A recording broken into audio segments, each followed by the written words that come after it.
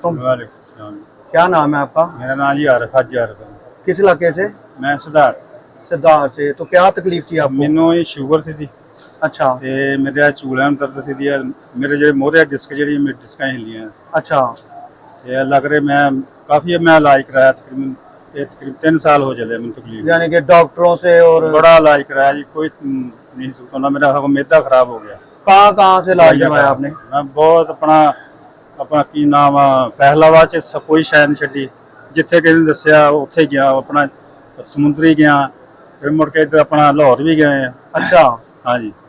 तो यहाँ का किसने दवाई लेके देंदे ही थे दवाई वो खाई जाते वो मेरा मैदा खराब मैदा मजीद खराब हो गया था। बंद हो गया मैदा। तो आप उस वक्त जो तकलीफ थी आप क्या पोजीशन महसूस कर रहे हैं? हाँ मैं अगे 3 टाइम दवाई खांदा सी। अच्छा ਸ਼ੂਗਰ ਦੀ 2 ਟਾਈਮ ਖਾਂਦਾ ਸੀ ਉਹ ਸ਼ੂਗਰ ਦੀ ਜਿਹੜੀ ਬਿਲਕੁਲ ਖਤਮ ਹੋ ਗਈ ਹੈ ਮੇਰੀ। अच्छा ਸ਼ੂਗਰ ਹੈ ਬਿਲਕੁਲ ਨਾਰਮਲ ਹੁਣ ਬਿਲਕੁਲ ਫਿੱਟ ਆ ਤੇ ਜਿਹੜੀ ਹੈਗੀ ਸੀ ਮੇਰੀ ਦਰਦ ਉਹ ਤਕਰੀਬਨ ਹੁਣ ਨਾ ਤੇ ਲਾ ਲਓ ਵੀ ਚੌਥਾ ਹਿੱਸਾ ਜਿਹੜੀ ਹੈਗੀ ਆ ਬਾਕੀ ਜਿਹੜੀ 3 ਹਿੱਸੇ ਉਹ ਖਤਮ ਹੋ ਗਏ।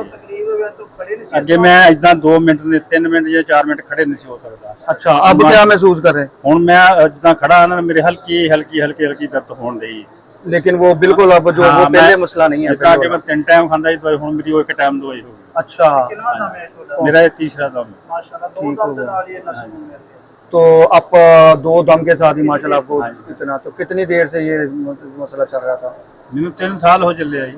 अच्छा तो आप अपना नंबर बताना चाहेंगे? मेरा नाम ये 0304 अच्छा 52 तो आप जो मजीद है लोगों को कोई पैगाम देना चाहेंगे दुखी इंसान? हाँ मैं ये कहना जरा कोई जिन्नी को तकलीफ जी मर्जी को तकलीफ का हो ना आन के बाबा जी को इलाज कराओ इंशाल्लाह अल्लाह मेहरबान हो जाए। इतना यकीन हो गया माशाल्लाह आपको? बिल्कुल मैंने तो अल्लाह से बहुत यकीन हो गया माशाल्लाह। अल्लाह आपको मजीद तंदुरुस्ती दे। शुक्रिया।